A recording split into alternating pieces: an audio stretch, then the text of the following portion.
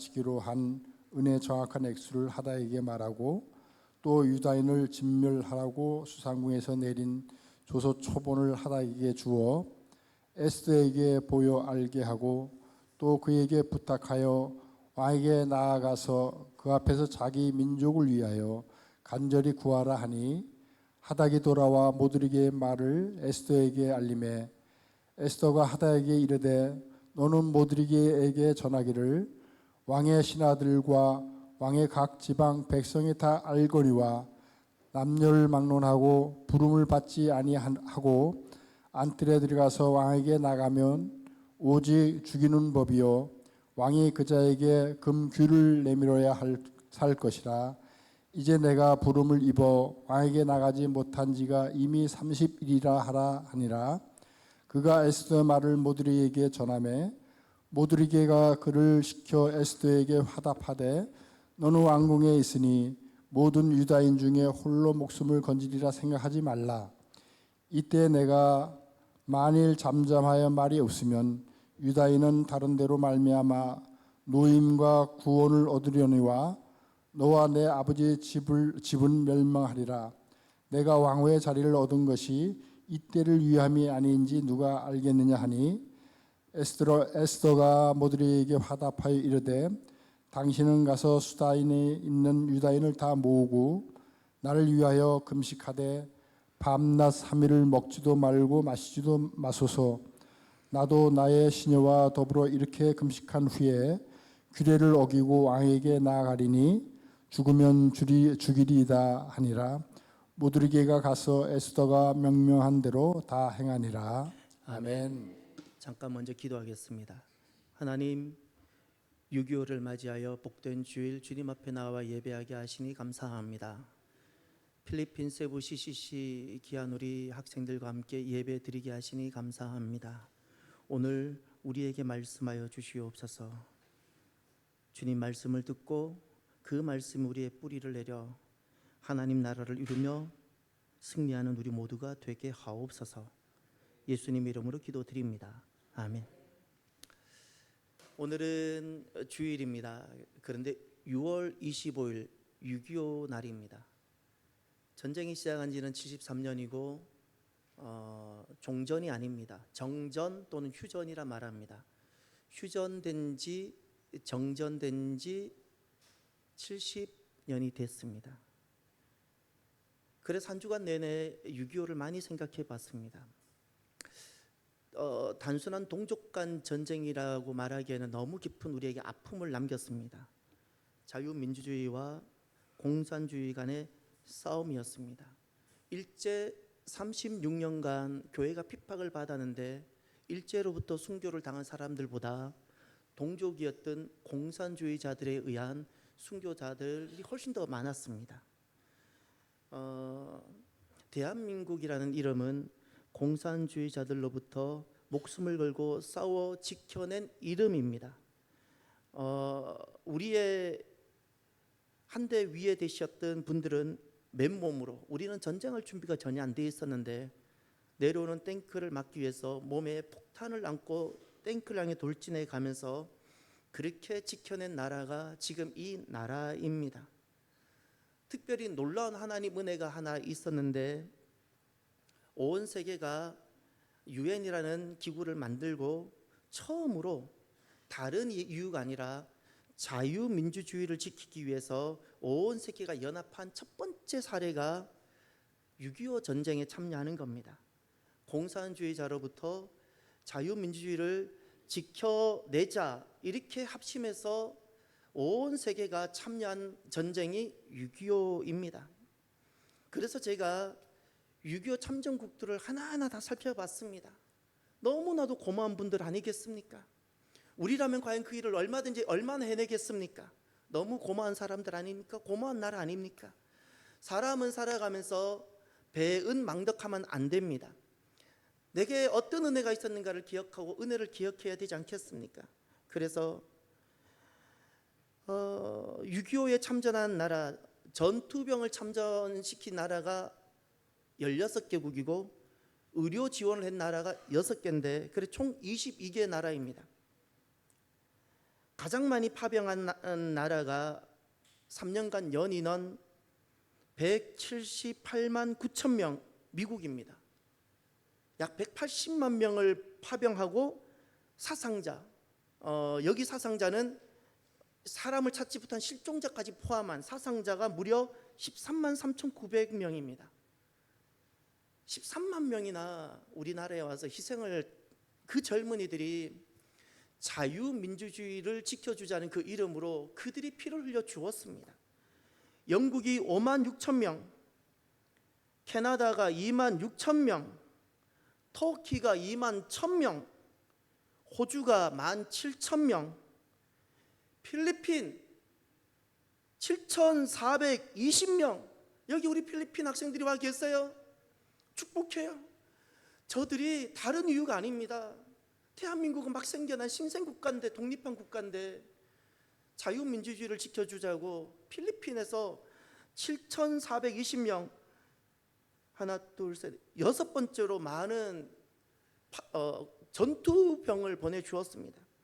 그 다음 태국이 6,300명, 네덜란드가 5,000명, 콜롬비아가 5,000명, 그리스가 4,900명, 뉴질랜드가 3,700명, 에티오피아가 3,500명, 벨기에가 3,400명, 프랑스가 3,400명, 남아공이 800명, 룩셈부르크가 100명.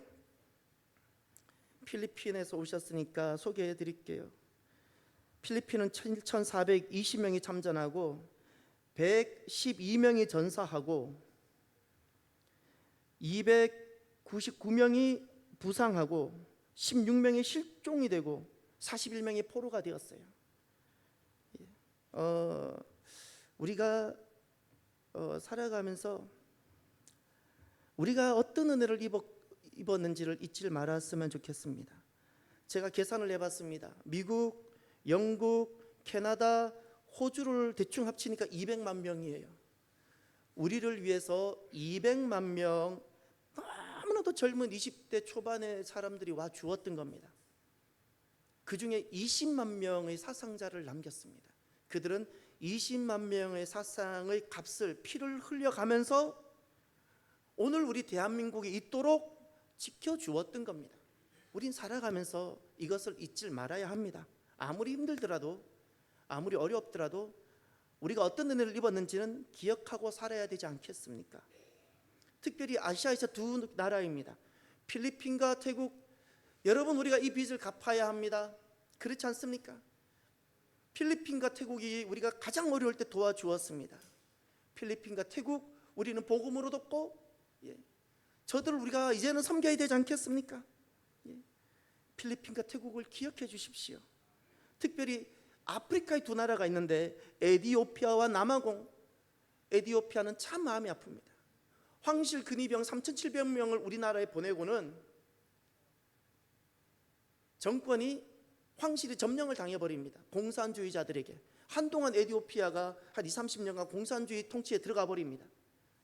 황제가 체포되고 에티오피아 군인들은 우리나라 참전했다 돌아갔더니 죄인이 되어버렸습니다. 세상이 바뀌어버렸어. 지금은 그 다른 세상이 돌아왔습니다. 그 에티오피아를 우리가 도와야 됩니다. 도와야 됩니다. 남미의 단 한 나라 콜롬비아 잊지 마십시오. 그들이 우리를 자유민주주의를 위해서 그들의 젊은이들을 보내주었습니다. 놀라운 것은 이슬람 나라 중에 한 나라가 엄청난 한 7천 명의 병력을 보내주었습니다. 터키입니다. 지금은 튀르키예라고 발음합니다. 이 나라가 무려 전투병을 7천 명이나 보내고 많은 희생자를 남겼습니다. 비율로 보면 미국하고 프랑스 다음으로 많은 전사자가 있었던 나라가 이 터키입니다.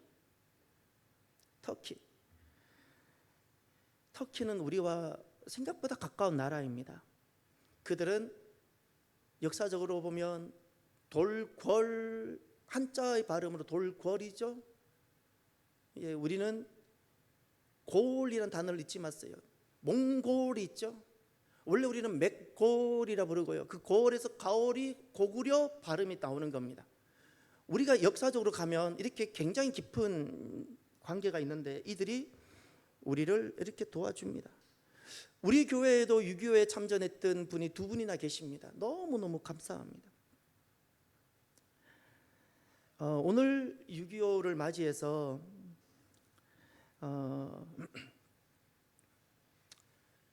제게는 이런 질문이 제 안에 목사인지라 제 안에 이런 질문이 계속 일어났습니다. 그냥 제 안에 일어나는 질문이니까 그냥 이해하고 한번 들어주십시오. 왜 오늘날 대한민국은 이런 값을 지불하고 세워진 대한민국에 왜 오늘날 전에 비해 사회주의가 더 설득력을 갖게 되었을까? 이 질문이 제 안에 많이 일어납니다. 왜 오늘날 대한민국에 기독교가 전에 비해 설득력이 약해졌을까를 저는 많이 질문을 해보았습니다. 그리고 우리가 이 질문에 해답을 가져야 됩니다. 사회주의 운동을 하시는 분들이 항상 하는 질문이 있습니다. 그 질문에 우리가 바른 답을 해줄 수 있어야 합니다. 그렇지 아니하면 분명히 우리는 사회주의의 여러 가지 뿌리들과 이런 쓴뿌리들이 일어나게 될 겁니다. 질문이 이겁니다. 이 질문에 우리가 바른 답을 해줄 수 있어야 합니다. 그 질문은 이겁니다. 왜 가난한 사람은 항상 가난할까? 이 질문입니다. 이 질문이 너무 우리에게 아파야 하고, 왜 아무리 노력하고 아무리 공부해도 이 가난의 굴레에서 벗어날 수 없느냐는 이 질문에 우리가 답을 줄 수 있어야 됩니다. 그러면 더 이상 우리는 사회주의 그 병으로 빠져들지 않을 수가 있는 겁니다.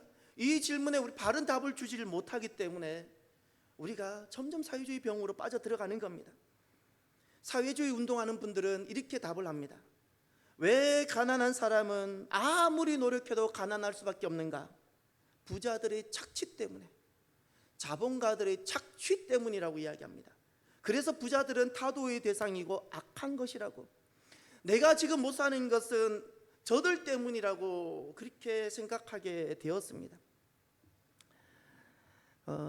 우리가 오늘 6.25를 통해서 사회주의는 어떤 이데올로기인지를 기독교 관점으로 사회주의에 대한 이해가 좀 필요해 보입니다. 기독교 관점으로 보면 첫 번째, 사회주의는 역사적으로 실패한 이데올로기입니다. 왜 실패했는가? 사회주의는 노동자를 해방시키기 위해서 이야기를 했습니다. 자본가로부터 착취당하는 노동자를 해방시키자. 그런데 지금 어디에도 사회주의가 적용되어진 나라의 노동자들은 더욱더 불행합니다. 이걸 어떻게 설명해야 합니까? 사회주의가 적용된 러시아, 중국, 북한 곳곳 더욱더 불행합니다. 그나마 중국은 자본주의 시장 경제를 도입을 했습니다. 베트남 자본주의 시장 경제를 도입한 나라들입니다. 그러나 실제로는 다 사회주의 국가들입니다. 노동당원들의 착취는 자본가들의 착취와는 비교할 수 없을 만큼 강했습니다. 엥겔스의 도움을 받아서 칼막스가 벨기에에서 첫 번째로 사회주의를 시도를 했는데 실패하고 말았습니다. 사회주의를 최초로 적용한 나라가 소련인데 소련은 결국 붕괴되고 말았습니다.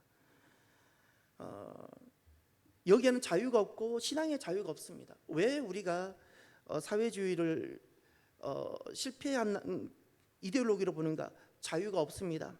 통제 사회입니다. 정보가 거짓입니다. 여기에는 그래서 내일에 대한 꿈을 꿀 수가 없습니다. 내일에 대한 꿈을 꿀 수가 없기 때문에 그렇습니다. 결코 이런 데서는 세상을 섬기는 나라가 세워질 수 없습니다. 두 번째, 더 중요한 가치가 하나 있습니다. 사회주의는 물질이 세상을 지배한다는 유물론에 기초합니다. 유물론에 기초합니다. 사람을 물질로 보게 되고 그냥 인격이 아닙니다. 성경은 이것을 우상이라고 말합니다. 우상 숭배입니다. 그래서 기독교인들은 유물론의 가치에서 나온 이 사회주의에 우리는 동조할 수가 없게 되는 겁니다. 세 번째로 더 중요한 것이 하나 있습니다. 기독교 세계관에서 본 사회주의는 철저하게 하나님을 대적하는 사상입니다. 사회주의가 들어가는 모든 곳은 기독교를 박해하고 핍박을 했습니다. 그들은 종교는 아편이라 말하는데 그때 종교는 불교가 아닙니다. 그때 종교는 사메이즘이나 뭐 이슬람이 아닙니다. 종교는 아편이라 그래서 그 종교는 기독교를 뜻했던 겁니다. 1.4 때 수많은 사람들이 피난 내려왔는데 그때 상당수가 이북에 있는 크리스천들이 내려왔습니다. 그렇게 이룬 교회가 영락교회고 통합측의 영락교회, 합동측의 충영교회 다 그렇게 이루어졌습니다. 다 실은 이북 지역 교회들이었습니다. 평양 대부흥의 진원지가 장대형 교회입니다. 세계 선교사의 4대 부흥이 있는데 그 중에 하나가 평양 대부흥입니다. 평양 대부흥이 일어났던 장대형 교회를 지금 가보면 그 바로 밑에 고려 호텔이 있고 고려 호텔 위에 장대형 교회가 있었는데 그 자리에는 놀랍게도 김일성 동상이 지금 서 있습니다.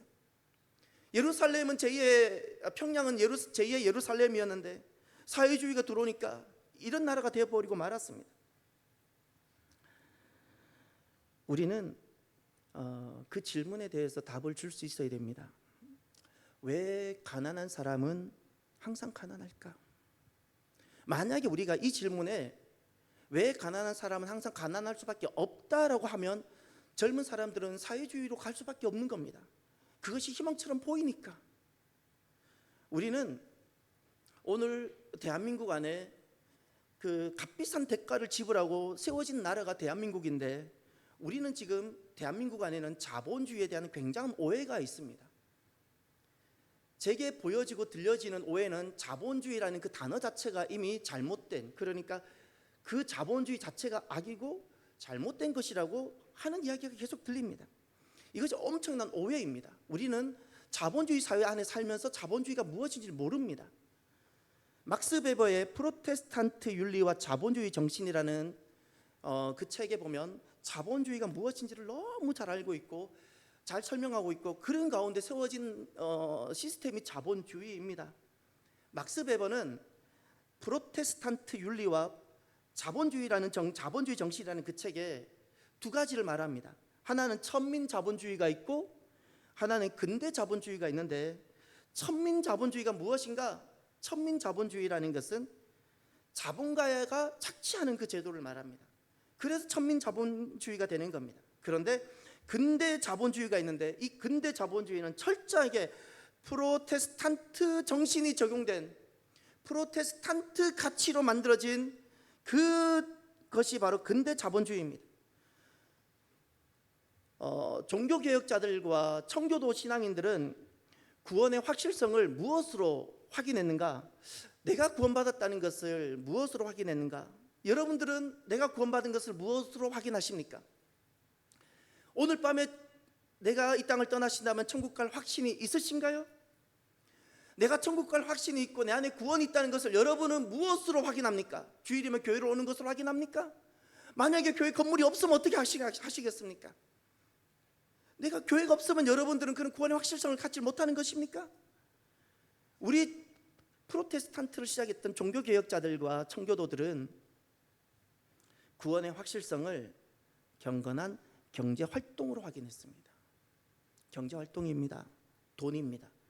일상생활 속에서 거룩한 삶을 통해서 내게 구원이 시작됐구나, 내가 거듭났구나, 내게 하나님 나라가 시작되었구나를 확인한 사람이 종교개혁자들이었고 청교도 신앙인들이었습니다.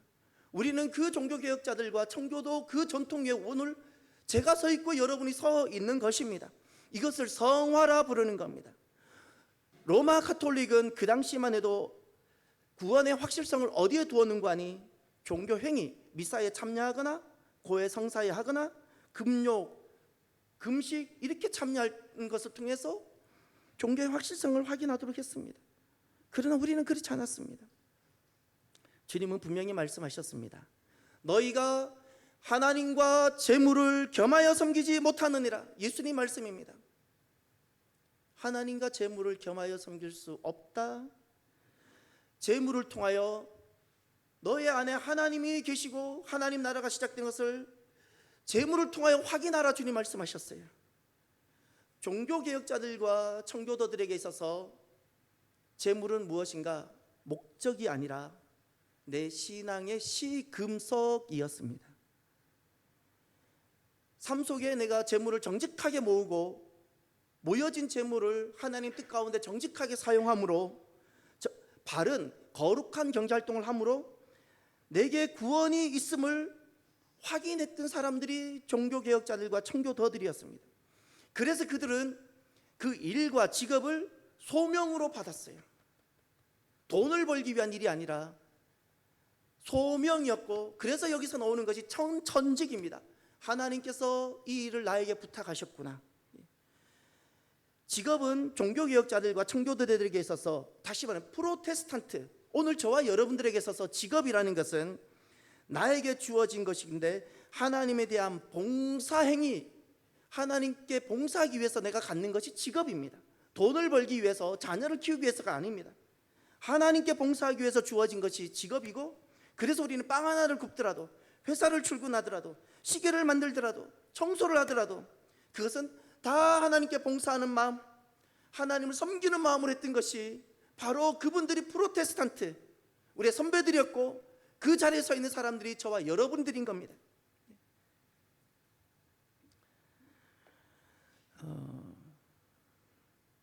그래서 이런 프로테스탄트 가치 가운데 나온 것이 근대 자본주의인데,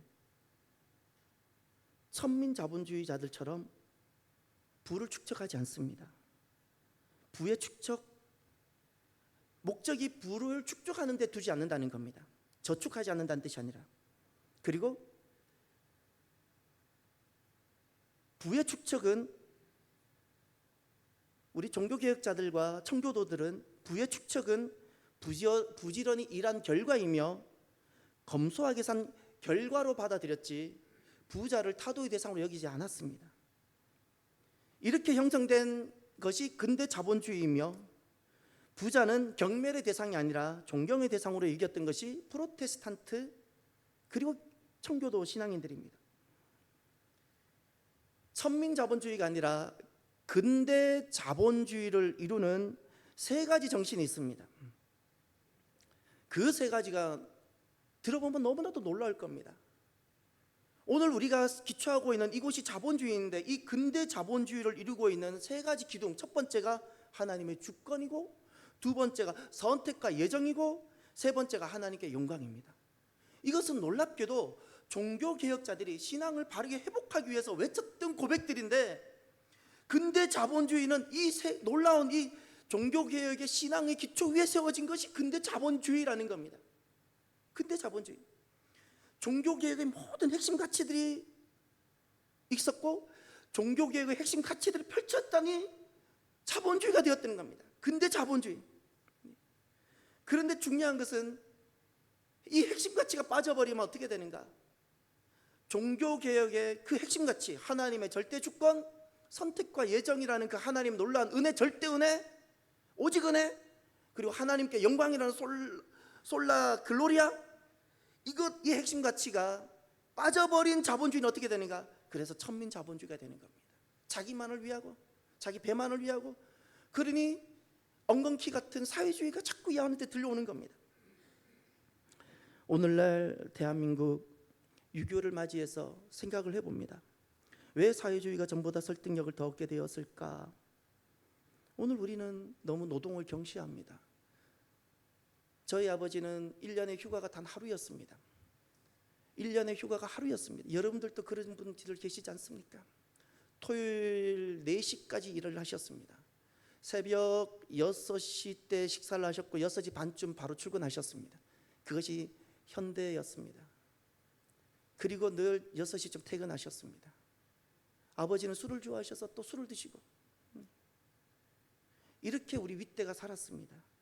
그런데 오늘 우리들은 노동을 경시합니다. 노동에 매이자는 것은 아닙니다. 노동을 경시합니다. 그리고 부자를 경멸합니다. 막스 자본론에 환호합니다. 그 핵심은 이겁니다. 그들에게 돌을 던지기 전에 먼저 우리를 보아야 되는데, 그것은 자본주의는 프로테스탄트 정신과 스피릿 가운데 세워진 나라인데, 지금 프로테스탄트 스피릿과 정신이 너무 약해진 겁니다. 그저 입으로만 자유민주주의와 시장 경제를 외치니까 안 되는 겁니다. 자유민주주의와 시장 경제를 외치기 전에 먼저 무엇을 입증하고 보여주었어야 되는 거 아니? 예수 믿는 사람들이 프로테스탄트 정신으로 이 땅에서 어떻게 삶 가운데 어떻게 사는지를 보여주었어야 되는 겁니다. 예수 믿는 사람은 적어도 천민자본주의가 아니라, 나를 위하고 내 배만을 위하는 천민자본주의가 아니라 예수 믿는 사람은 다르게 살았어야 되는데, 오늘날 대한민국 속에 있는 예수 믿는 사람들이 나만을 위해 살아가는 천민자본주의로 전락하니까 주변에서 다른 것들이 일어나는 겁니다. 다른 것들이. 우리 잘못입니다. 우리 잘못. 예수 믿는 사람들의 잘못. 자기만을 위하고, 옆에 있는 형제 하나 돌볼 생각 안 하고, 북에 있는 동포들 생각 한 번 안 하고, 나만 잘 사고 내 자녀만 잘 먹으면 된다는 생각.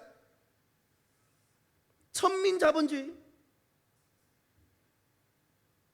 저는 천민자본주의라는 단어를 보면서 한 가지 제가 만들어낸 단어가 하나 있습니다. 천민성도는 있지 않을까? 천민성도. 여기서 천민이라는 것은 사람을 신분로 차별하자는 뜻이 아니라, 막스 베버가 사용했던 천민은 아마 이런 뜻일 것 같습니다. 사람인데 사람 구실을 못해요. 아버지면 아버지 구실을 해야 되고, 어머니면 어머니 구실을 해야 되고, 성도면 성도 구실을 해야 되는데, 사람인데 사람 구실을 못해서 썼던 표현이 천민은 아닐까라는 생각을 해봅니다. 천민 성도가 있다면 누구일까? 어떤 모습이 천민 성도일까? 오늘 본문에 보면 천민 신앙에서 벗어나는 한 사람이 등장합니다. 무엇이 천민 신앙일까? 무엇이 천민 신앙인지를 한번 보시길 바랍니다. 오늘 본문은 바벨론 포로 때 일어난 실제 사건입니다. 아각 사람 하만이라는 사람이 음모가 있었습니다. 아각 사람이라는 것은 아말렉 후손을 뜻합니다. 그 음모에 의해서 무엇이 시행되었는가? 1월 13일 날 왕이 조서를 내립니다. 1월 13일에 왕이 조서를 내렸는데, 그 조서의 내용은 그의 말인 12월 13일 날 되면 나라 안에 있는 모든 유다인들은 4가지 동사, 다 죽여라, 2번째 다 도륙해라, 3번째 다 진멸해라, 4번째 다 탈취해라. 이런 조서가 주어졌습니다. 1년이 남은 겁니다. 1년 시한부. 그때 모르드게가 에스더를 만나서, 너는 왕에게 나아가서 너는 이 민족을 구하기 위해서 간절히 구하라고 요청을 합니다. 그때 11절을 보십시오. 요 11절의 모습이 천민신앙, 천민성도의 모습입니다. 11절, 왕의 신하들과 왕의 각 지방 백성이 다 알거니와 남녀를 막론하고 부름을 받지 아니하고 안뜰에 들어가서 왕에게 나아가면 오직 죽이는 법이요, 왕이 그 자에게 금규를 내밀어야 살 것이라. 이제 내가 부름을 입어 왕에게 나아가지 못한 지가 이미 30일이라 하라 하니라. 아멘. 에스더의 이야기는 틀린 말이 하나도 없습니다. 왕이 부르기 전에 나가면 나 죽어요. 내가 먼저 나가면 나 죽어요. 왕비 끝이에요. 나 살고 싶어요. 나 못 가요. 이 말입니다. 나 죽어요. 나가면 나 죽어요. 왕비 어떻게 됐는데, 내가 여기까지 오기 위해서 얼마나 고생했는데, 이렇게 나가면 나 왕비 끝이에요. 내 인생 끝. 그래서 나 못해요. 나 죽어요. 이렇게 말하는 에스더의 모습이 천민 신앙의 모습입니다. 하나님께서는 천민 신앙에 서 있는 그를, 그에게 2가지 말씀을 하십니다. 모르드게를 통해서 2가지 말씀을 합니다. 천민 신앙의 자리에 있는 이들에게 주님께서 주시는 말씀이 무엇이었을까요? 첫 번째 14절 보십시오. 이때에 내가 만일 잠잠하여 말이 없으면 유다인은 다른 데로 말미암아 노임과 구원을 얻으려니와 너와 내 아버지 집은 멸망하리라. 아멘. 노임과 구원이라는 말씀을 하셨어요. 하나님의 목적입니다. 하나님 목적을 말씀하셨어요. 하나님의 목적이 무엇이죠? 노임, 구원입니다. 사는 겁니다. 자유, 그리고 사는 것입니다. 이것이 하나님의 목적입니다. 우린 그것을 구원이라 말하는 겁니다. 하나님의 목적이 있는데 자유롭게 되어지고 살게 되어지는 이 하나님의 구원이 있는데, 내가 만약에 지금 하지 아니하면 다른 데로 말미암아 다른 데다 별표를 쳐두세요. 하나님의 목적은 반드시 이루어집니다. 내가 순종하지 않더라도 하나님은 반드시 단 1초도 늦지 아니하시고 하나님의 계획 가운데 반드시 이루어지는데, 내가 쓰임받지 못할 뿐이고 반드시 다른 데를 통해서 이루어집니다. 이루어지는 겁니다. 그것을 말씀하셨어요. 너가 아니라도 하나님은 요동하지 않으신다. 하나님은 다른 방법과 다른 사람을 통해서 이루신다. 이 말씀하셨고, 세 번째, 너는 끝이다 말씀하셨어요. 너는 끝이다. 너가 살려고 하느냐? 너가 끝이다. 이렇게 말씀하셨어요. 그리고 두 번째 하신 말씀이 14절 하반절에 보면 내가 왕후의 자리를 얻은 것이 이때를 위함이 아닌지 누가 알겠느냐. 이건 존재 목적입니다. 너의 존재 목적, 너 에스더 존재 목적, 너 왕후를 얻은 존재 이유가 무엇이라 생각하니? 너 왜 사니? 너 왜 살고 있니? 너 오늘 왜 이 자리에 있니? 너 왜 이 직업을 얻었다고 생각하니? 너는 왜 부름받았다고 생각하니? 존재 목적에 대해서 질문하셨어요. 너가 잘났다고 왕후가 되었다고 생각하니? 하나님은 두 가지를 말씀하셨어요. 하나님의 목적은 너가 순종하든 안 하든 이루어지는데, 그리고 너는 왜 존재한다고 생각하니? 너는 밥만 먹으면 된다 생각하니? 예쁘게 꾸미고 다니면 너의 존재는 다 이루었다고 생각하니? 너는 너만 살면 된다고 생각하니? 존재의 목적을 질문했어요. 너만 잘 살면 된다고 생각하니? 이 천민신앙에서 에스더가 벗어나는데, 벗어난 그 모습을 한번 보시길 바랍니다. 너무 감격스러운 모습입니다. 오늘 저와 여러분들이 이 모습이 되어지기를 바랍니다. 16절입니다. 당신은 가서 수산에 있는 유다인을 다 모으고 나를 위하여 금식하되 밤낮 사흘을 먹지도 말고 마시지도 마소서. 나도 나의 시녀와 더불어 이렇게 금식한 후에 규례를 어기고 왕에게 나아가리니, 다 함께 볼까요? 죽으면 죽으리이다 하니라. 거기에다가 순교신앙이라 적어 놓으십시오. 16절 끝에 죽으면 죽으리이다, 이것이 순교신앙이고요. 11절에 나 살겠습니다, 이것이 천민신앙입니다. 지금 천민신앙에서 순교신앙으로 거듭나고 있는 겁니다. 죽으면 죽겠습니다. 순교신앙이라는 것은 죽음을 미화하거나 죽음을 조장하는 것이 결코 아닙니다. 죽음을 부추기는 것이 아닙니다. 죽자라고 말하는 것이 아닙니다. 순교신앙이라는 것은 이런 겁니다. 내가 살고 죽는 것은 누구에게 있어요? 주님께 있어요. 할렐루야. 주님께 있어요. 이것이 주권입니다. 내 생명의 주권을 주님께 있음을 고백하는 것이 순교신앙입니다. 내 목숨을 내가 지키지 않습니다. 내 살고 죽는 것은 주님 것이기 때문에, 내 생명은 주님의 것이기 때문에 그것을 고백하는 것이 순교신앙이고, 두 번째는 지금까지는 자기에게서 못 벗어났습니다. 나 살려고 하나님 만나서 내 은혜 입고, 하나님 만나서 내 자녀 잘 되고, 하나님 만나서 내 직장 생활하고, 나라는 항구에서 벗어나지 못했던 사람이, 순교신앙이라는 것은 하나님만 믿고 아무것도 보이지 아니하는, 어떤 것도 보이지 아니하는, 근데 하나님만을 믿고 대양을 항해하기 시작했다는 뜻입니다. 이것이 순교신앙입니다. 모든 하나님의 역사는 순교신앙을 따라 나온 그 사람들의 손을 통해서 이루어진 겁니다.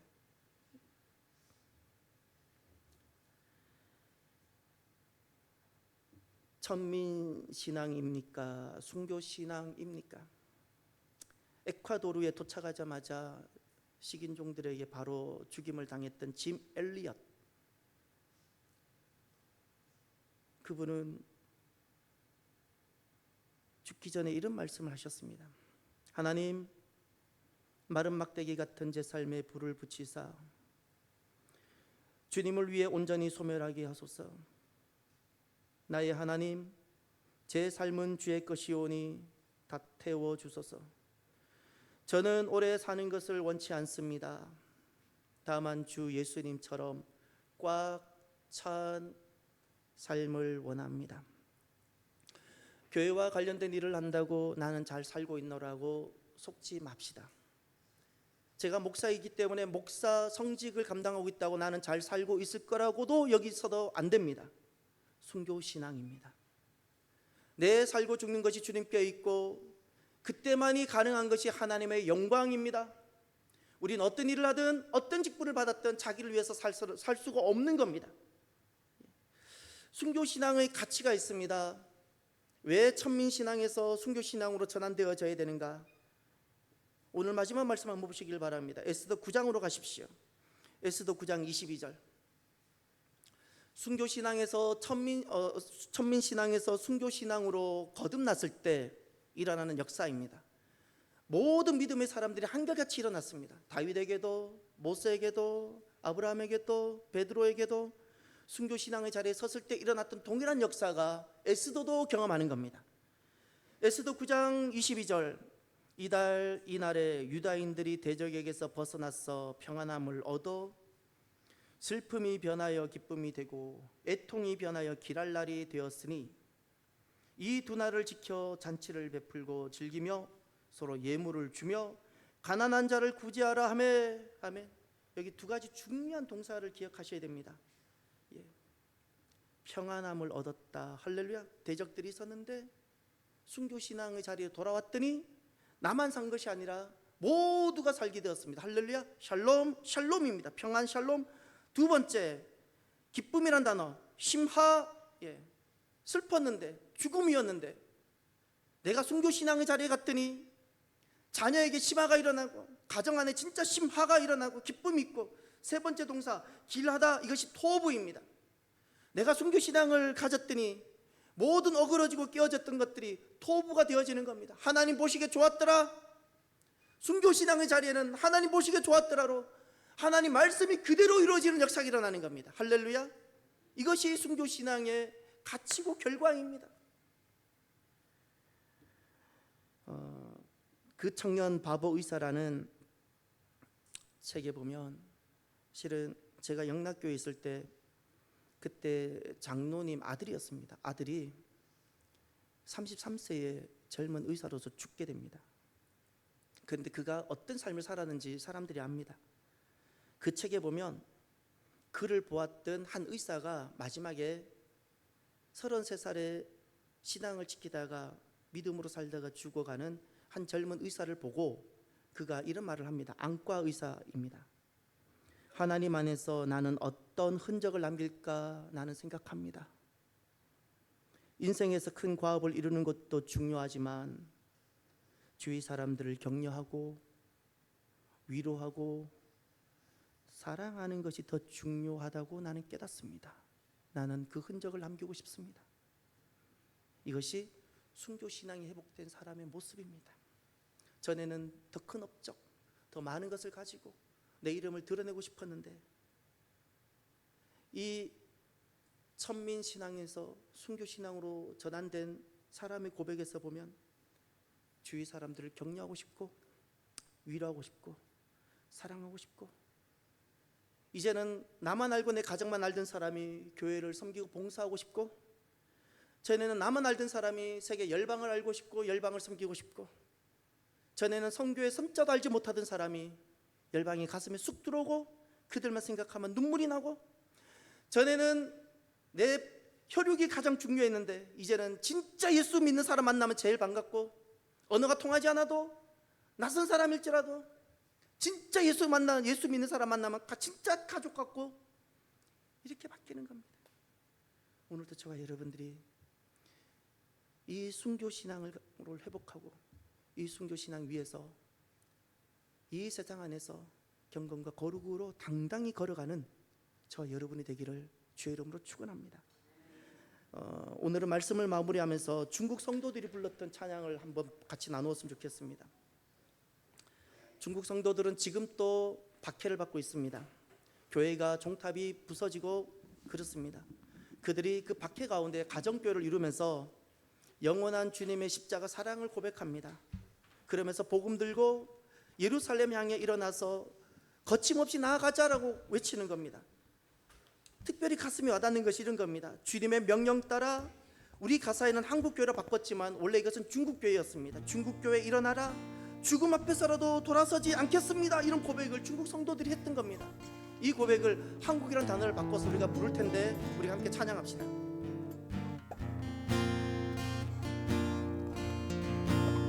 영원한 주님의 십자가 사랑 우리를 제초하시네. 복음 들고 예루살렘 향해 일어나 너 거침없이 나아가 오직 고난 핍박이 와도 우리 믿음 더욱 견고해 선포하리 하나님 나라 주님의 교회 승리하리 영원한 주님의 십자가 사랑 우리 재촉하시네 복음 들고 예루살렘 향해 일어나 너 거침없이 나아가 오직 고난 핍박이 와도 우리 믿음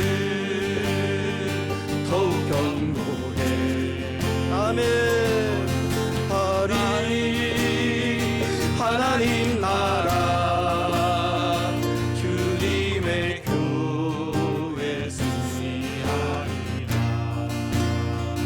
주님의 명령 따라 한국교회 일어나리라 죽음 앞에서라도 돌아서지 않으리 우게 불길 따라 선교 한국 일어나리라 우리 주님 다시 오실 때까지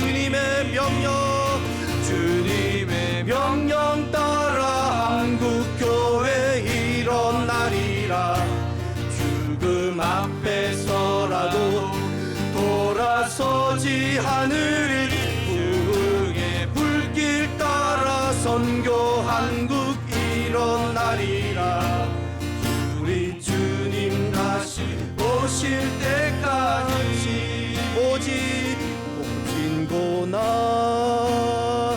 핍박이 와도 우리 믿음 더욱 견고해 선포하리 하나님 나라 주님의 교회 오직 고난 핍박이 와 우리 믿음 더욱 견고 선포하리 하나님 나라 주님의